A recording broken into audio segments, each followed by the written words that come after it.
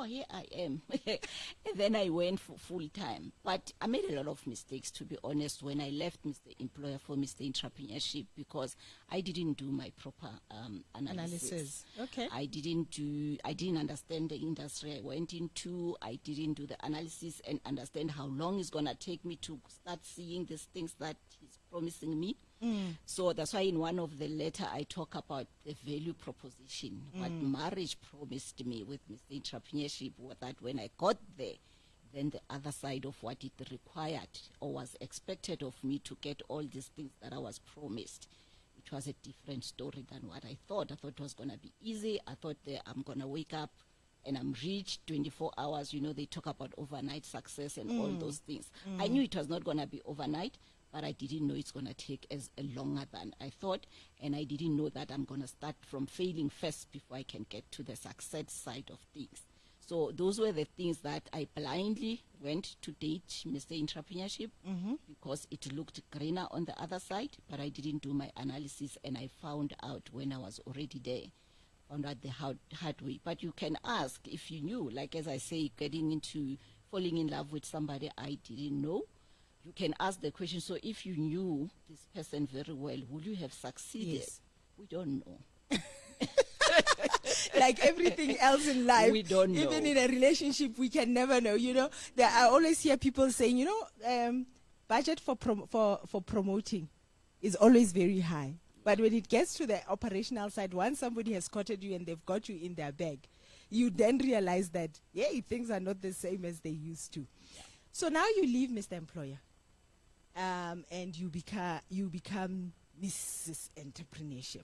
You've now left Mr. Employer. What are the lessons that you picked up very quickly that you should have picked up with Mr. Entrepreneurship? The things that you said, these are rosy. You spoke about some of them, about things being very slow, and you not being doing your research. So somebody is sitting there and saying, I'm leaving Mr. Employer and I'm going to Mr. Entrepreneurship. So those just 3 checks that you're saying to them, check this with Mr. Entrepreneurship. If it will help, it will work for you, because we take Mr. Employer for granted a lot of times. Yeah. A lot of times. I've got a full chapter where I talk about full-timers and side hustlers. And I talk to the side hustler because most of the time people start by side hustling, cheating with the employer before they go to the full-time. Full-time, yes. And I've got a whole chapter where I give people some guiding points in terms of the things they need to check and be comfortable with before they go full-time entrepreneurship. One of them is understanding the industry that you are going into. Secondly, understanding your support system. Most of the time we go into this entrepreneurship, we've got kids, we've got bonds, we've got cars, we've got all these things. What are the things you need to change or adjust? Lifestyle, maybe you need to lower so that you have financial resources to get this thing started. Because the truth of the matter, if you are going there and you think it's going to take you a year to make profits, just multiply that maybe by 5. It might take you longer than that, or multiply by 3, depending on how big you're going on that business and the type of business that you are doing. Check if there's a market for this thing that you are going out there for. Because most of the time we go to run businesses or to start businesses based on our passion. I love doing stats analysis, then I go start a business on that. But I don't know whether there are people who are looking for stats analysis, and how many are they? How much am I going to charge them? And if I'm going to charge them this much, how many clients do I need for me to be able to break even and all those kind of things? So I think I've got about 20 pointers that people can look at and sit down and do the analysis and answer those questions for themselves to say, when I go out, what are the things that I need to look out for? And what are the things that before I go up, because I talk also about before jumping ship. Yes. Before you jump ship, what are the things that you need to sit down and satisfy yourself with? Entrepreneurs naturally don't want to do analysis. They just want to run. They just want to move with the flow. And that's what sometimes gets us into trouble, because we go with the feelings, the intuition and all that, and we ignore the other side of analysis. You need to balance the two. Too much analysis, you will never go anywhere. Too much intuition, you're going to miss some risks. So that balance then becomes important. So if they can get the book and look at that chapter, if we are thinking of jumping ship, just look at those pointers, sit down, just reflect for yourself, and make an informed decision. In terms of where you're going. And once you jump, I mean, when you get into a relationship, in any relationship, you start courting, and once you've stopped courting, you get into a point where you are now getting married. You move into the next stage in a normal relationship. And I mean, we are now talking love letters with Mr. Entrepreneurship here, liking it to a normal relationship. Letters 3 and 4 are very personal for me, because in letters 3 and 4, you talk about the contract, which for me is a marriage contract that gets a lot of us into trouble. And definitely, even with entrepreneurs, they get into a lot of trouble in terms of the contracts that they got into. And letter 4 as well talks about the relationships that you get into when you're going into that. So for me, they talk about whether you are having a monogamic relationship or a polygamy relationship, because that's where you talk about whether you go solo or you talk partnership. Tell me about that, in terms of saying what kind of contractual relation, what kind of marriage relationship did you get into when you went into business, when you decided to jump ship? So if we're talking partnership, so first when I went out, I went solo. So I was on my own, 100% ownership. Everything was on me, liability and assets, and everything was on me.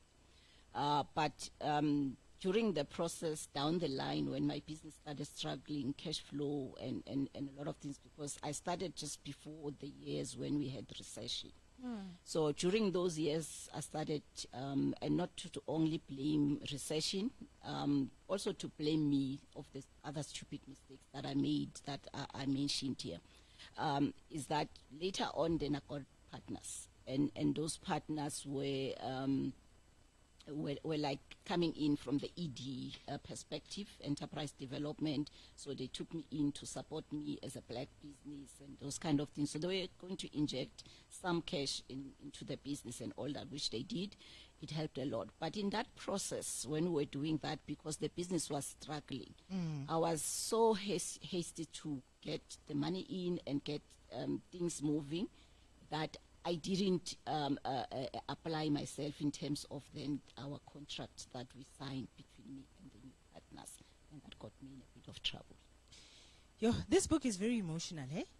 And I must really say thank you for sharing your personal journey in a book for some of for the entrepreneurs to learn from it, because even when I read it, I mean, it was personal from a personal point of view in terms of relationships with people, with men. But when I read it, I realized that it was a very personal journey with you, with entrepreneurship, with being in entrepreneurship. It must have had some mental effect on you with regards to what you went through after you met Mr. Entrepreneurship and everything that you went through, the challenges that you did. What kind of mental effect did it have on you? Oh, yeah, that's a big one. At those days, those years when all these challenges happened and all that, it was before the talk about mental health was a big thing. Yes. So I didn't even have a word to describe what I was going through.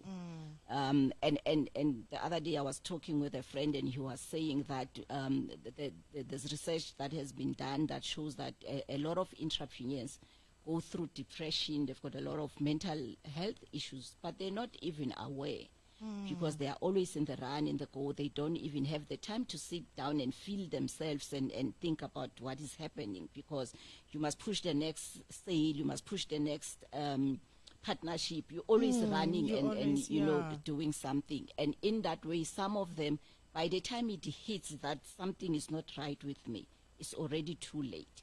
So I was lucky that at some point, I remember this one day, I went to see a client. At the time, I was still in Cape Town. So I went to see a client in Worcester.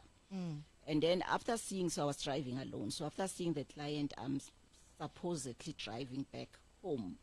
And I drove the opposite direction of going home.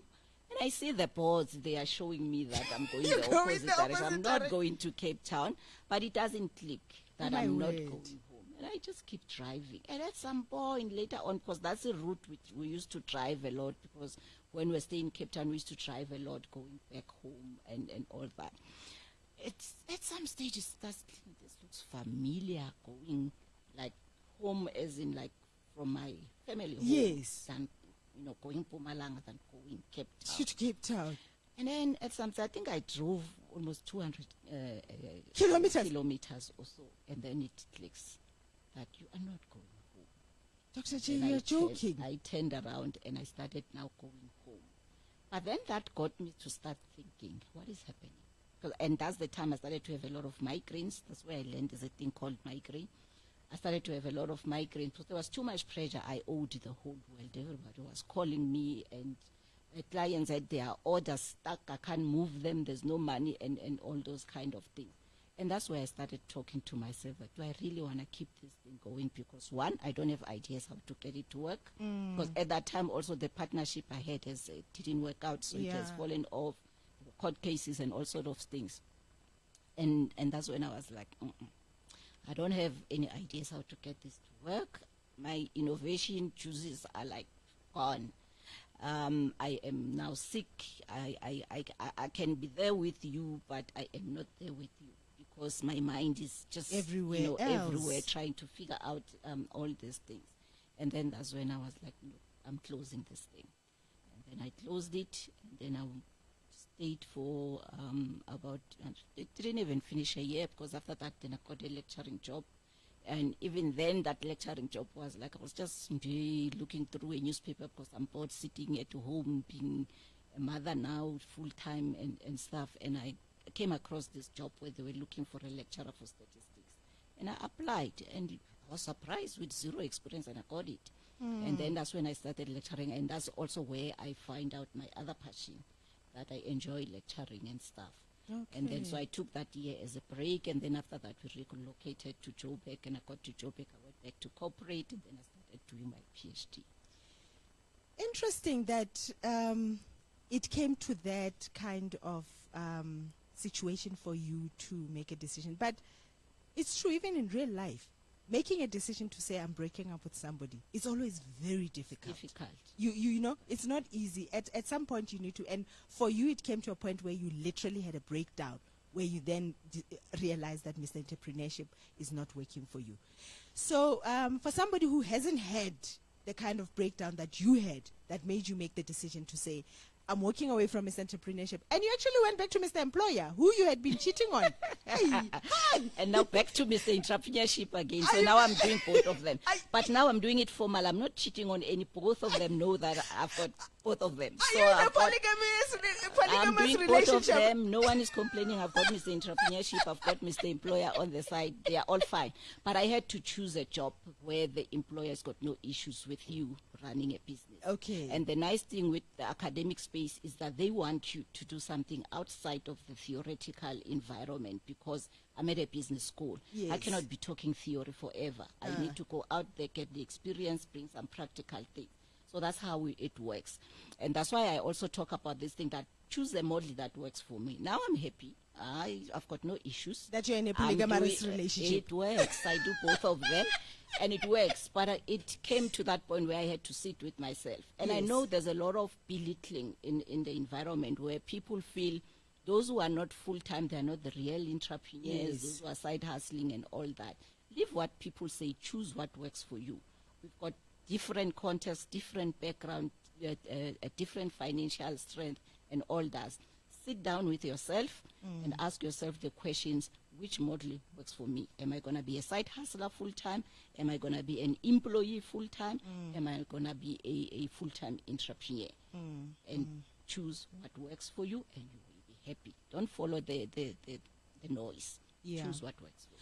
So interesting enough, and you speaking about you making a choice in terms of what works for you. In a marriage, in a relationship, and you always have, and you do talk about it in one of your chapters, where you talk about the social network, the community around you.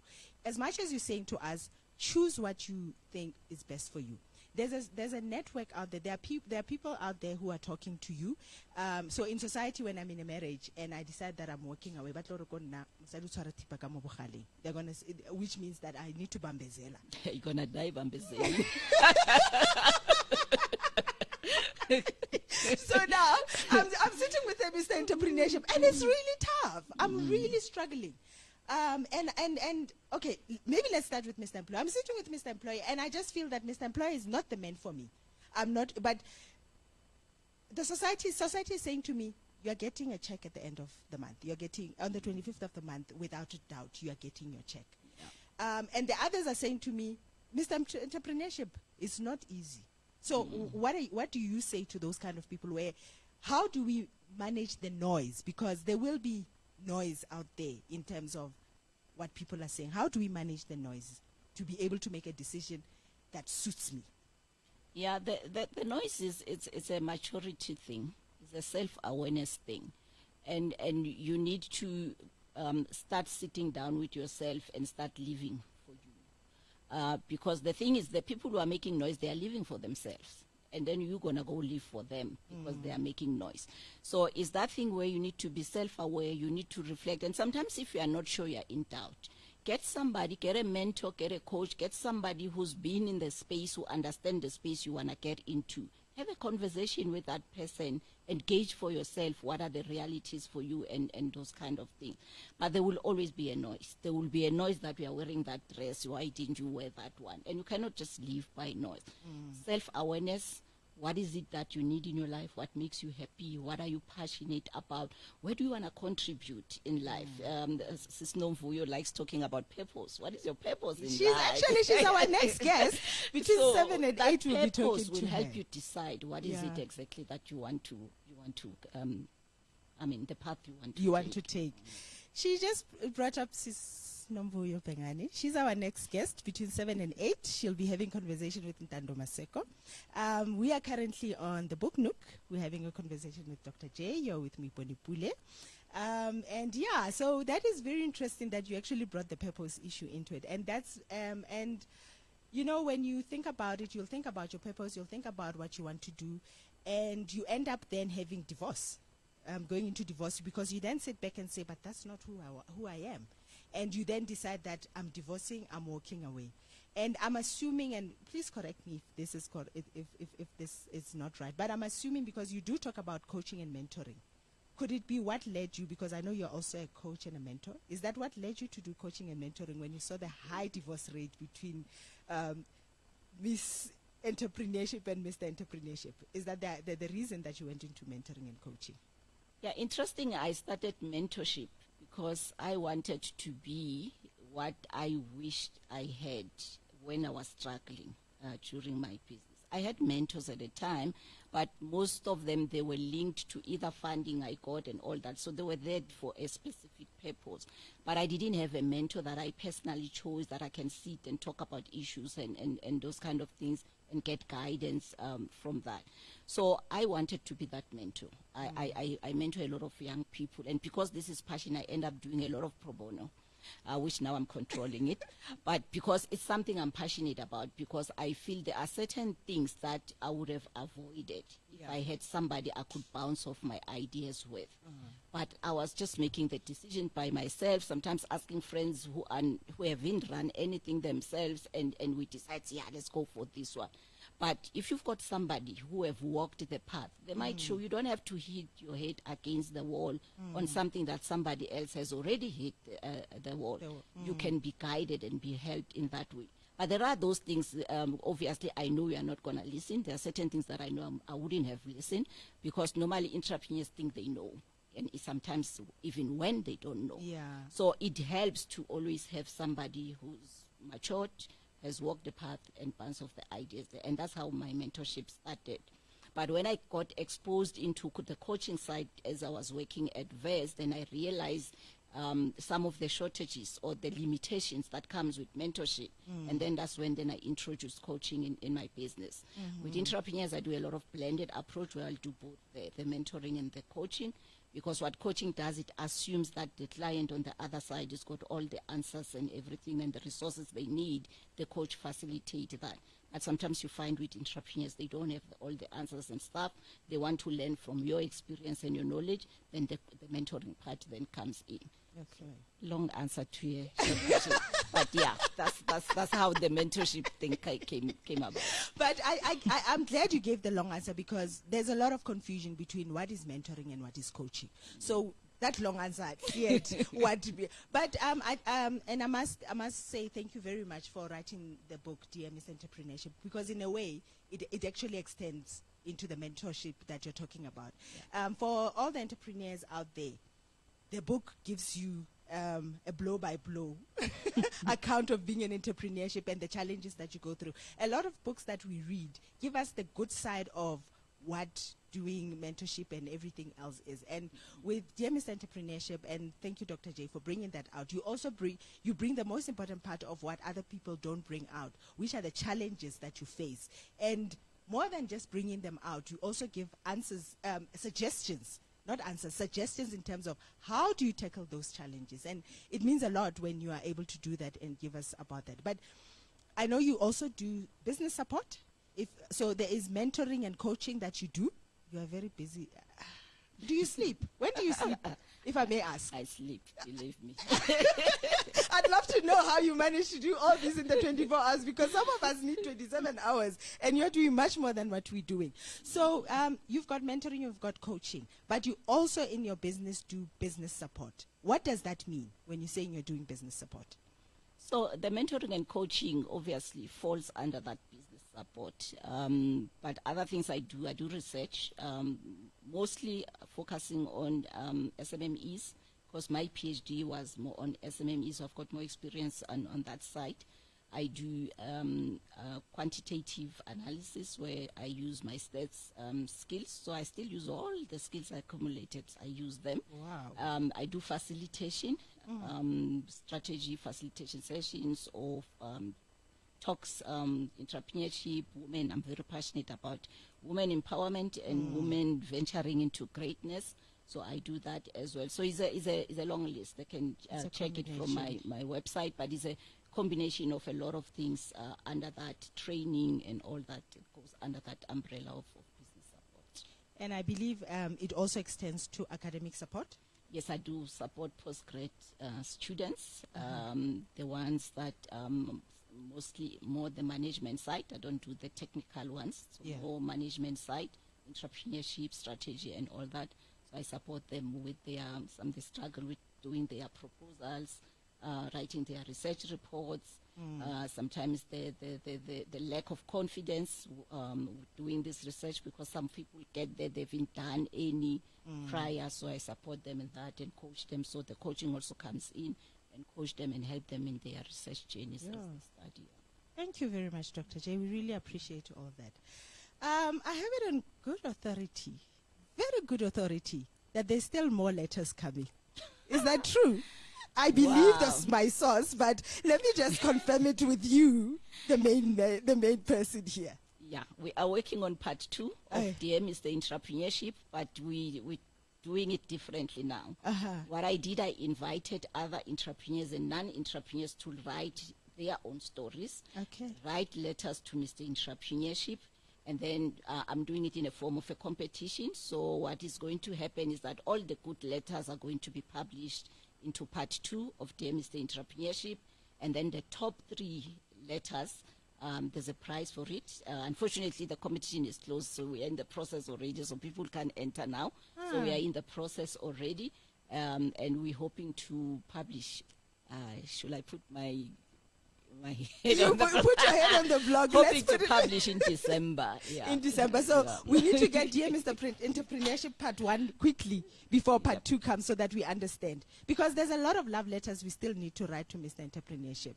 And well done for giving other people a chance and bringing them on board. So are the people who've entered this competition, are they authors? Are they seasoned authors, or is it just mere mortals like myself here who just have never written a book in their lives? No, it's mostly people who haven't written. Even those who have written, you'll find a person's got one book or so, they're still emerging authors.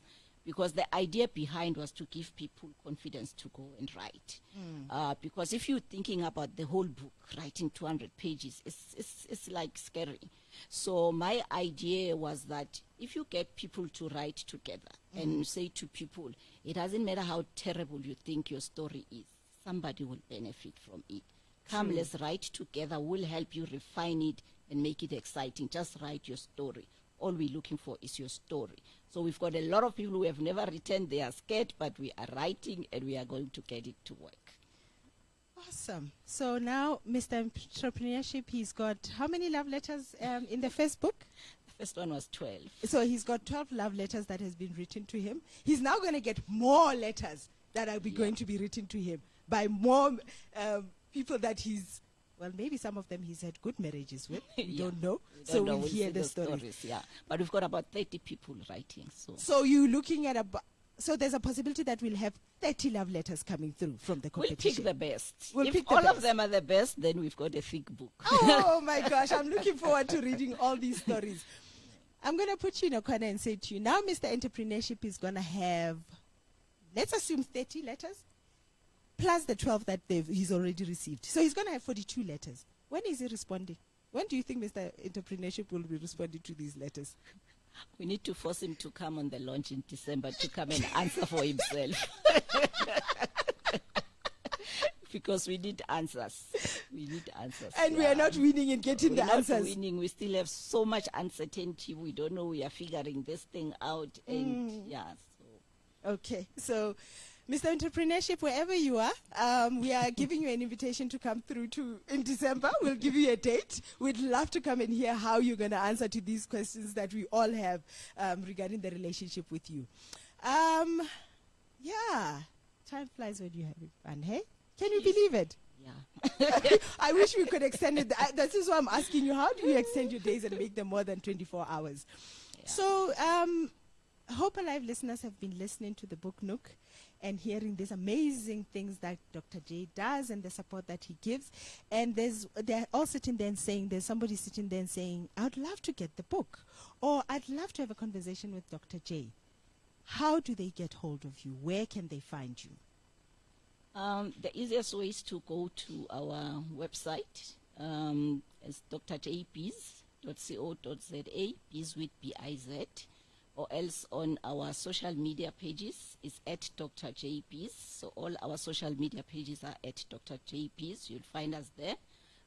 We've got some of the stores also having some copies, exclusive books, bargain books. Then you can check there if you want to walk in a store and check the book. And otherwise, then you can order from me directly from the website. Okay. Yeah. And also we've got on Amazon, those who prefer ebooks, you can also find it from Amazon. Oh, okay. Awesome. That is well done. You've got quite a bit of platforms available for them to pick up the books, and you've registered in a lot of because we want everybody to read. It's not only entrepreneurs, we want everybody to read. Everybody can relate to a love story, but it will change your life. Definitely. And I can attest to the fact that when I read Dear Mr. Entrepreneurship, I'll be honest with you, I wasn't reading it as an entrepreneur because I could relate to a lot of things that you were saying in that book. And I liked the fact that it was small enough to be able to throw into my handbag. So every time I was sitting somewhere and somebody made me wait for 10, 15 minutes, I could quickly pull it out and I could read it. So it really is a very nice book and easy to carry and easy to read.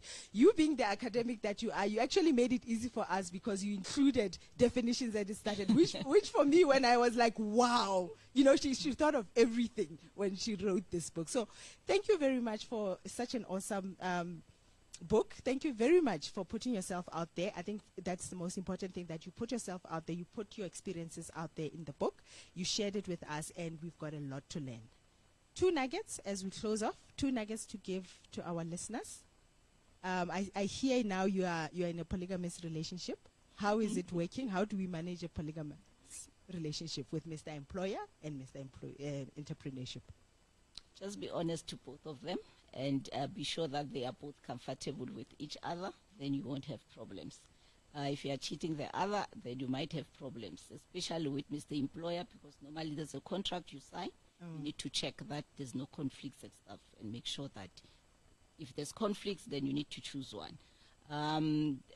The one thing that I can share with everybody before I go away is that nothing in life is guaranteed, and entrepreneurship is one of those things that you will never know for sure whether you will succeed on it or you are not. Just do it and you will find out. If you fail, well done, you have learned something, then you are on your road to success. Sure. There's a lot more that I could talk to you about, but unfortunately our time is up. Thank you very much for making time to come and speak to us at the book Nook. We wish you all the best. We probably will definitely have you back just before you get the second chapter, the second book out, because we would like to hear more about how the competition went, how you made the decision in terms of the love letters that you've chosen for your book 2, and hear the interesting stories that the rest of the entrepreneurs have brought out. The book Nook. Very interesting. Every week I'll get to learn something more. I'm actually looking forward to our next show where we have Nomvuyo Bengani. I have to let you into a little secret. So Nomvuyo Bengani is my mentor. I do have a few mentors and she's one of my mentors. And she introduced me to Dr. J. I know Dr. J through Nomvuyo Bengani, who will be the next guest in our show. But thank you very much for all our listeners on the book Nook. This is Moipone Pule, and I really appreciate your time, and I'm looking forward to seeing you next week.